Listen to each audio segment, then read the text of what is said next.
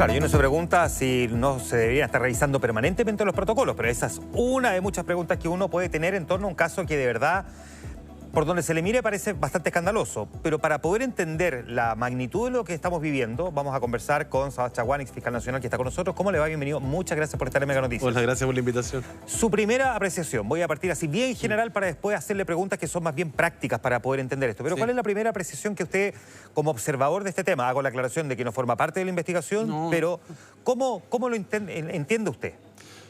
No lo entiendo, eso es lo peor. Porque es un error. Si es, como dijo el ministro de Justicia, todas las hipótesis son malas. Algunas pésimas y otras malas. La menos mala es un error, pero igual es impresentable. O sea, hay que investigarlo a fondo. El tema es que, al parecer, de acuerdo a lo que se está dando, hubo un error de tipeo, eso dicen. Impresentable.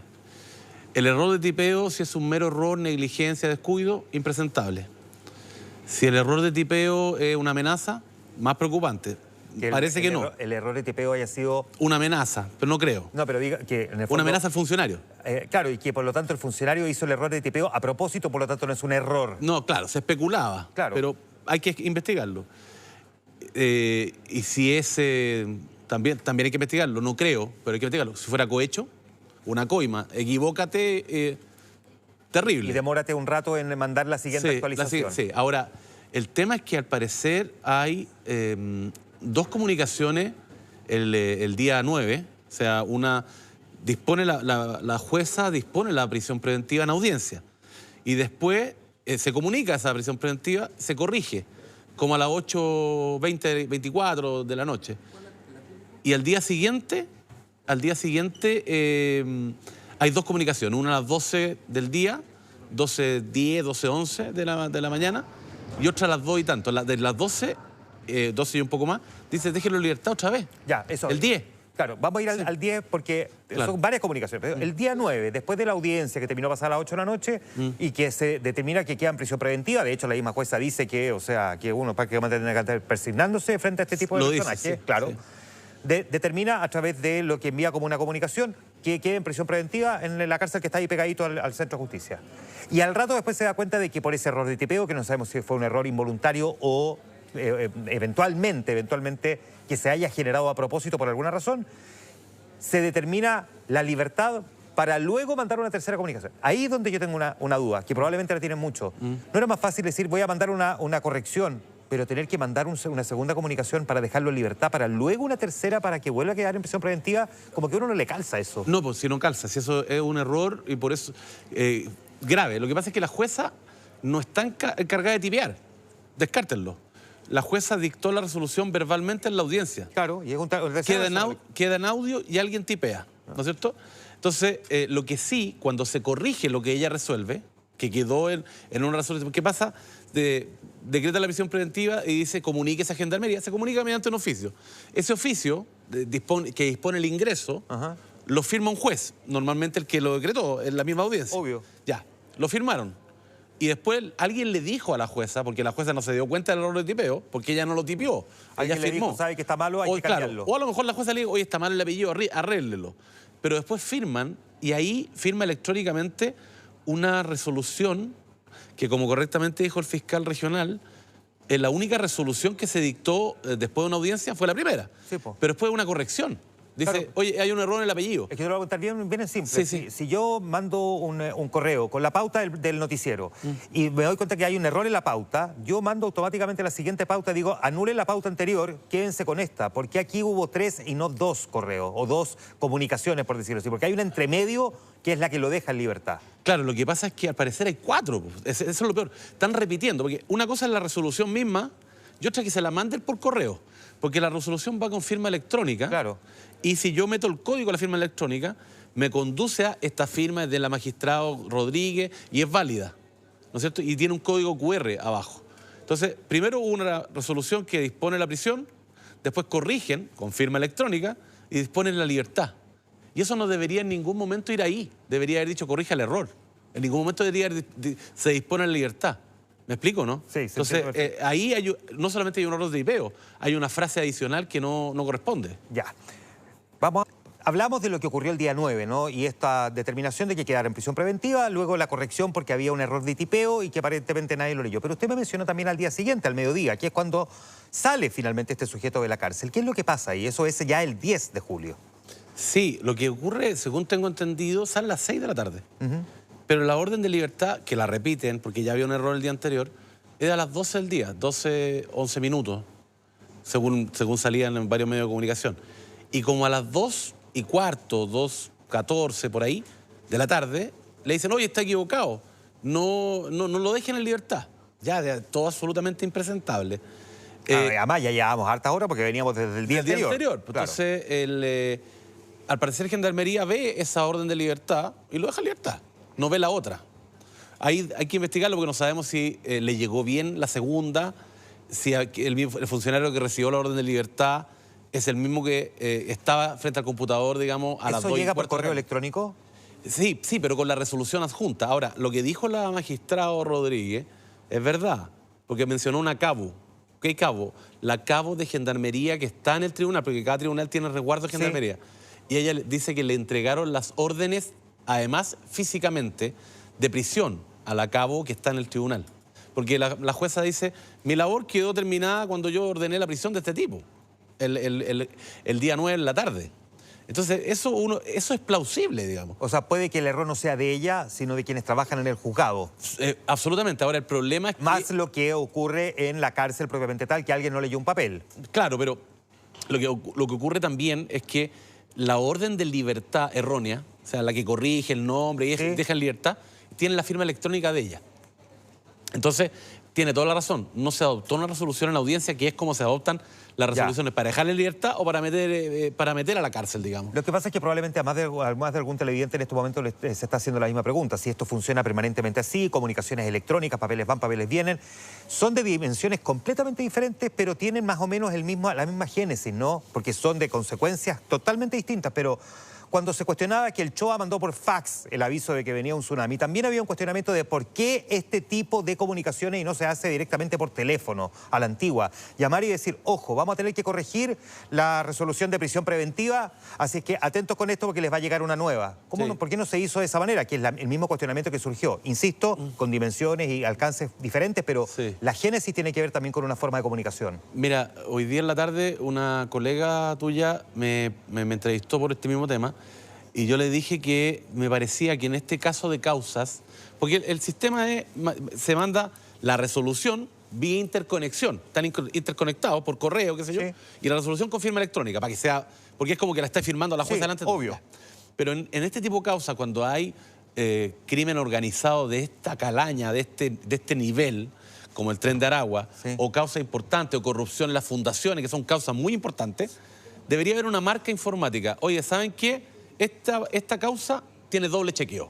Le mandan a Gendarmería, déjenlo en libertad, y Gendarmería dice, oiga, señora jueza, ¿está dejando en libertad a López? Ya, que parece razonable porque hasta anoche, digamos, la teoría era que eventualmente hubiesen hackeado el sistema de Gendarmería. Sí, claro. Ya, ahora, nosotros decíamos que la jueza en sí mismo se ha convertido en protagónica. No sabemos qué grado de responsabilidad porque, bueno, ella entrega su explicación, pero esto es parte también de una investigación. Javier Luis nos va a hacer el perfil de la jueza en cuestionamiento. Claro, el perfil y la historia de la jueza y como dice el famoso refrán, una imagen dice más o habla más que 1000 palabras, ¿no? Pero en este caso no sabemos si estaba durmiendo o con los ojos cerrados escuchando lo que estaba pasando allí. Como sea, la va a acompañar durante un buen tiempo esa controversia, ¿no? Y cuán atenta estuvo en un caso que es tremendamente delicado, porque veíamos a la jueza decir que este era un caso que a ella la mantenía entretenida. Estamos hablando aquí de un hecho delicado, el crimen por encargo aparentemente, que es lo que, al menos de lo que se acusa a este sujeto. Déjame preguntarte, Sabas, otra cosa, porque al ver llegar una instrucción de liberar a una persona sobre la que recién había una orden en contrario, ¿no debería saltar alguna alarma interna en la cárcel? ¿Existe ese mecanismo? Hasta donde yo sé, no, porque al funcionario de Gendarmería le llega la resolución, dice en causa RUC, una sigla que significa rol único de causa, y tiene 8 números, 24, 100, 56, 63, guión tanto. Se ha ordenado la prisión preventiva de Juan Manuel Astorga, RUC tanto, de ese orden de ingreso. ¿Ya? Eso.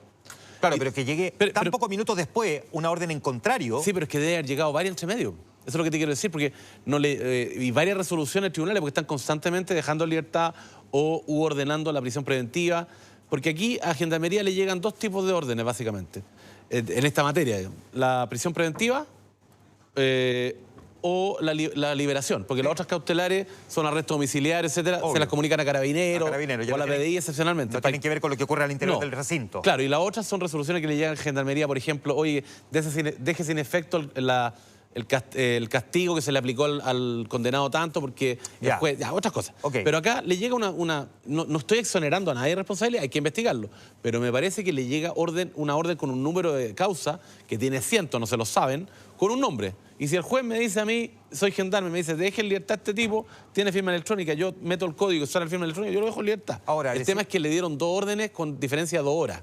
Y el tipo cuando le llega a la segunda todavía no está libre. Claro, lo que pasa es que en el relato se dice que en estricto rigor fueron en 11 minutos solamente las 3 órdenes. Pero esa es la primera, la del 9. La de 9. Pero la del 10, cuando el tipo sale efectivamente libre, según entendí, sale a las 6 de la tarde.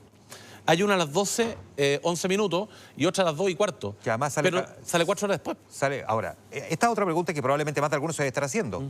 Porque esto ocurrió el 9 y después el 10, que es el día en que sale. Sí. Pero supimos anoche, 14 de julio. La pregunta es, ¿se sabía y nos mantuvieron en la sombra o anoche se dieron cuenta de que el tipo realmente no estaba en la cárcel? Bueno, yo me enteré por diversas fuentes que el fiscal a cargo, que es un fiscal que lleva causas complejas, que ha tenido mucho éxito en investigaciones severas y que consiguió la prisión preventiva de estos tres indeseables, se enteró ayer se enteró de que estaban libres y al parecer una defensora o un defensor, no sé si al fiscal Soto o al fiscal regional. Pero algunos de los fiscales de este caso.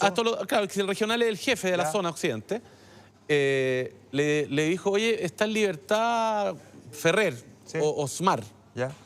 Y era la defensora o el defensor de otro imputado que estaba preso. Porque recordemos que son 3 los que están acusados de Entonces le dijo, ¿por qué está en libertad este tipo? Porque este tipo... Y mi cliente no. Y mi cliente no. Entonces, primero, ¿cómo se enteró? Al parecer, Osmar llamó al sujeto que está preso, celular en cárcel, lo llamó de afuera. Para decirle que iba a salir. Oye, estoy libre. Y el otro inmediatamente se comunica con su defensor y le dice, ¿cómo está libre? Que hay un celular en la cárcel es secundario respecto de que el tipo vaya a salir. Pero entonces ella le dice al fiscal por qué él está libre y mi cliente no. O sea, no sé si reclamándole, pero el fiscal se entera al parecer por un abogado. Anoche. No sé si anoche o ayer en la tarde. Y el 14. No, y el fiscal seguramente, lo que hizo, ¿qué? Está libre, llamó a Gendarmería y ahí explota. O sea, un venezolano que además entró de forma ilegal. Si entró de forma ilegal, salir de forma ilegal es más fácil que entrar, de hecho, a nuestro país. Habiendo pasado todos estos días, podría estar en Yemen, no sabemos. Ahora, el tema, y hay otro tema adicional. El tema es que, como decía el señor Valdivia, que es psicólogo y ex carabinero, tiene una red de apoyo, no está solo. Porque este tipo integra el Tren de Aragua, según explicó la Fiscalía, y este tipo tiene una red de apoyo y lo más probable, como tú dices, es que salga del país. Si está en Chile lo van a agarrar. Pero el problema es que si sale, se afuera, porque ha pasado con los asesinos de Ojeda, los agarraron, pero en Colombia. Porque lo siguieron, el tipo habló en Perú y lo siguieron. Pero si este tipo está en Venezuela, el régimen venezolano no colabora en absoluto, porque a mí son corruptos además, no colabora en absoluto con Chile. En Venezuela no lo van a mandar para acá, no lo van a extraditar. El crimen organizado ha, digamos, mostrado sus distintas caras, ¿no? No es solamente vinculado al narcotráfico, está vinculado también al sicariato, al tráfico de personas. Y el Tren de Aragua hoy día... A la trata ilegal. Claro, entre otras muchas cosas, ¿no? El Tren de Aragua es una de tantas agrupaciones que se han mencionado. Pero evidentemente que esto es un tema que empieza a generar preocupación cuando además se habla de que eventualmente pueden empezar a permear a las instituciones, que era la gran duda que existía desde anoche y que no ha sido todavía del todo despejada. ¿Están las instituciones en crisis? Es una pregunta a propósito, por ejemplo, del caso de las... ¿Cómo decía el diputado Manucheri? ¿O es una frase más bien política? Mira, antes de eso, me llama la atención el allanamiento y 2 cosas me llaman la atención. ¿Por qué? Porque el primero, van los detectives y se le impide el ingreso, seguramente a pedir la entrega voluntaria de algún equipo. Y en segundo lugar, con posterioridad, ya con la orden que pidió un fiscal seguramente al juzgado de garantía, van y entran y registran, allanan. Sí, eso es el allanamiento. Sí, pero ¿por qué allanan? ¿Por qué? O sea, se había descartado el hackeo. O sea, o hay hackeo o hay alguna manipulación porque yo conozco causas en que se ha acusado de manipulación del sistema informático de distribución de causas, por ejemplo. Ahora, el hackeo, el que dice que no, el que lo descarta, es la propia Gendarmería. Sí, pero ¿por qué están allanando la Corporación Administrativa por Judicial? Me llama la atención. Para incautar computadores, ¿habría habido algún arreglo? Eso ojalá se esclarezca a fondo. Con respecto a lo que dice... ¿Podría aquí se tira un poco a esa hebra encontrar la verdadera causa del por qué se produjo ese error de tipeo, entre comillas? Podría, es rarísimo. O sea, no es rarísimo, es... Preocupante, muy preocupante. Entonces, porque además la Corporación Administrativa por Judicial la acaban de descabezar. Echaron al director y al vicedirector por el escándalo de los autos Lexus, ¿se acuerdan? Exactamente. Entonces, ya, eso me devuelve entonces a la pregunta de si efectivamente está en el corazón de nuestras instituciones. Yo creo que está exagerando en Chile. Manucheri está exagerando un poco, pero el punto es válido. Hay penetración de las organizaciones criminales, aunque sea periférica, pero ya entraron, aunque sea periféricamente, y es gravísimo a ciertas instituciones. Ya. O sea, hay un avión de la FACH que había ketamina. Hay 6 suboficiales del ejército que estaban traficando 120 kilos de droga, y no es la primera vez. Dice la fiscal Stein, la fiscal regional de Tarapacá, que tienen antecedentes de que había otros vuelos. Exacto. Eso es más trabajo para Carabineros o investigaciones, no sé cómo lo van a hacer, porque Investigación y Carabineros controlan, y la DGAC, Dirección General de Aeronáutica Civil, controla los vuelos que tú y yo podemos tomar de aquí a Iquique. Van a tener que controlar también los de la Fuerza Aérea para cerciorarse que no hay tráfico. Probablemente. O sea, terrible, terrible. Entonces Manucheri, el diputado Manucheri, está haciendo un punto políticamente, yo creo que está exagerando un poco, corazones mucho, pero sí tiene razón en que hay penetración preocupante, porque mira, ha habido funcionarios judiciales defenestrados por cuestiones con el narcotráfico o inclusive tráfico de armas, uno en el sur. Así es. Tenemos fiscales, tenemos funcionarios de fiscalía por arreglar, como te dijera, decisiones de no perseverar, no continuar causas de narcotraficantes. Hay otro fiscal que estaba cuestionado por haber favorecido a clientes de su señora. Tenemos, ya dije, jueces, PDI, había uno que hace 4 semanas lo decretaron prisión preventiva porque sacaba delincuentes peligrosos chilenos previa coima por el aeropuerto con otra identidad. Tenemos gendarme, tenemos carabineros. Entonces, y el cuestionamiento de la Fuerza Aérea ahora. Y de Fuerza Aérea y Ejército. Menos mal que no ha salido la Armada, porque eso es lo único que falta estarían las 3 instituciones armadas. Chaguán, no sé por qué se me ocurre que vamos a volver a conversar en los siguientes días. Muchísimas gracias por estar en el Gran Noticias Prime. Gracias a usted. Bueno, avancemos a propósito de esto que estaba diciendo, porque también hay